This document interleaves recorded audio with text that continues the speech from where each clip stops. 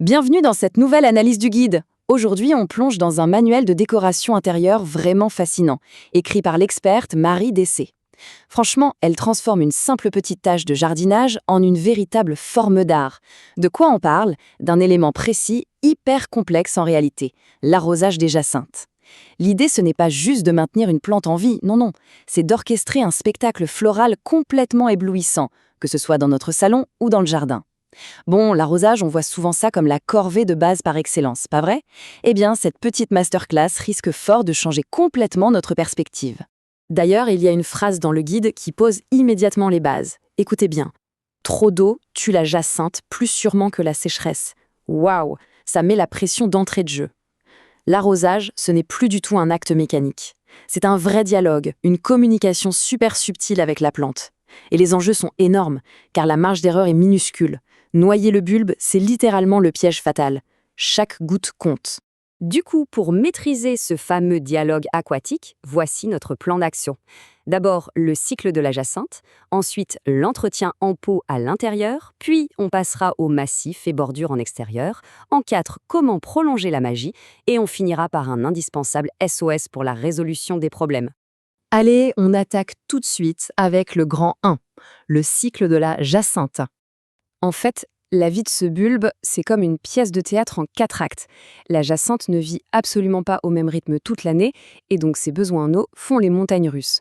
On a d'abord cette phase de dormance très profonde en été et en automne, ensuite l'éveil avec les premiers petits frémissements à la fin de l'hiver, puis c'est l'explosion, l'apogée majestueuse de la pleine floraison au printemps, et enfin une période super cruciale, la post-floraison à la fin du printemps, là où le bulbe prépare carrément son avenir.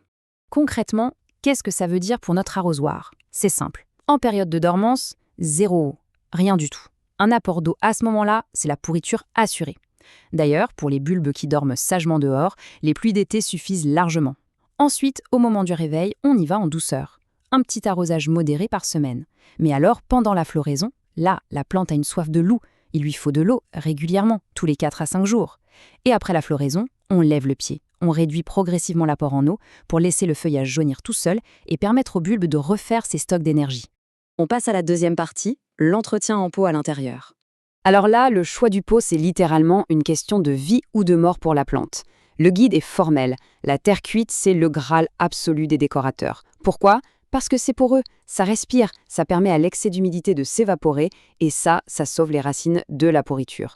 À l'inverse, le plastique ou la céramique émaillée, bon, c'est vrai, c'est super joli et souvent moins cher, mais attention, ça emprisonne l'humidité. Le risque de surarrosage crève le plafond. Bref, le matériau qu'on choisit dicte carrément la survie de la jacinthe.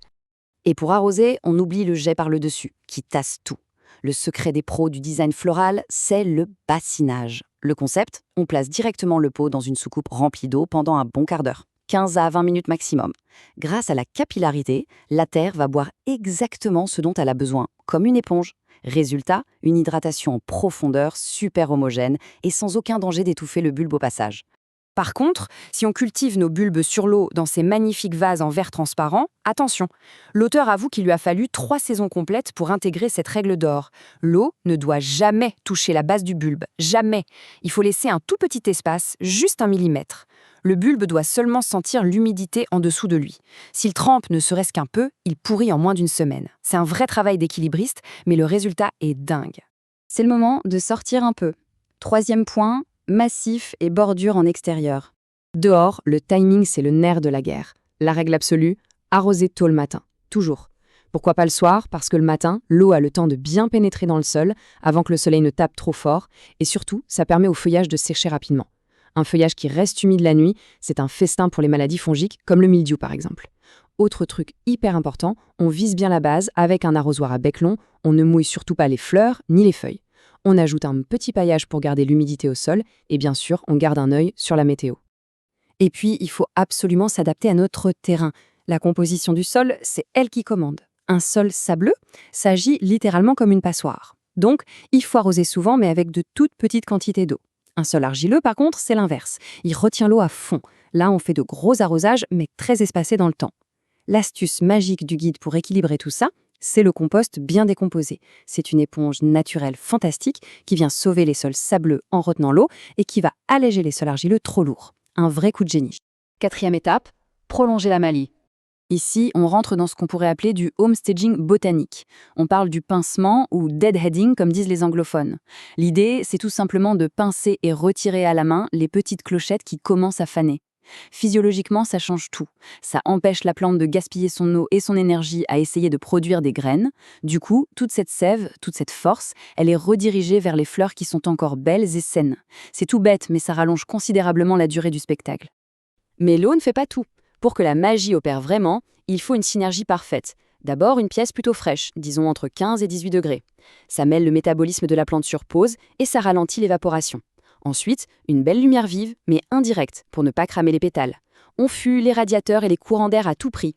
Et le petit plus qui fait la différence, véhiculé par notre arrosage, un engrais liquide riche en potassium, à ajouter toutes les 2 semaines. Le potassium, c'est le carburant de la floraison. C'est ce qui aide la fleur à rester éclatante plus longtemps. Et la bonne nouvelle, là-dedans, c'est super abordable. Regardez ce budget pour une belle composition en pot à l'intérieur. 15 € pour un super pot en terre cuite, 10 € de bon terreau, 8 € pour notre fameux engrais au potassium, et allez, 5 € pour les bulbes. On arrive à un total de 38 € pour avoir un résultat digne d'un magazine de déco, vivant et parfumé. Franchement, ça vaut le coup, non? On arrive à notre 5e et dernière section, SOS, résolution des problèmes. Parfois, les choses dérapent un peu. Le truc, c'est d'apprendre à décrypter le langage de détresse de la jacinthe. Et les symptômes visuels sont hyper clairs. C'est la noyade ou la sécheresse? Si on a trop arrosé, les feuilles deviennent jaunes et toutes molles, le bulbe devient super spongieux au toucher et il y a souvent une vieille odeur de moisi. Burk. Si, au contraire, elle meurt de soif, les feuilles tombent, les bords deviennent bruns et tout secs et les tiges restent minuscules. C'est vraiment le jour et la nuit niveau diagnostic. Imaginons qu'on a eu la main trop lourde sur l'arrosoir. Le bulbe étouffe et commence à pourrir. C'est l'urgence vitale. 1. On arrête immédiatement l'eau. 2. On sort la plante du pot pour voir la tête des racines. 3. On fait un peu de chirurgie, on coupe toutes les racines brunes ou molles avec un outil bien propre.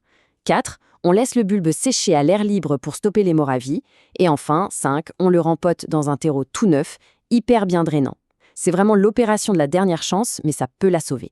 Un dernier petit détail vital qu'on oublie tout le temps, la température de l'eau.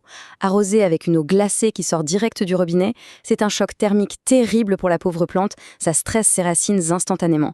On utilise toujours de l'eau à température ambiante. Et si on peut récupérer de l'eau de pluie, c'est le grand luxe, elle est douce et sans calcaire agressif. Un tout petit détail mais qui change absolument tout. Voilà, cette analyse nous prouve bien une chose. Un simple arrosage, c'est finalement une réflexion passionnante.